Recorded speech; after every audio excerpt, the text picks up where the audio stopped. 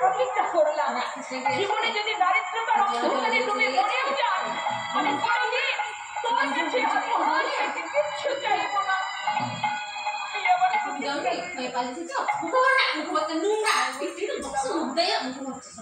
তাহলে তুমি শোন, যতদিন তুমি না চাইবি আমি ওকে কিছু দেব। দুইজনের প্রতিজ্ঞা হয়ে গেল।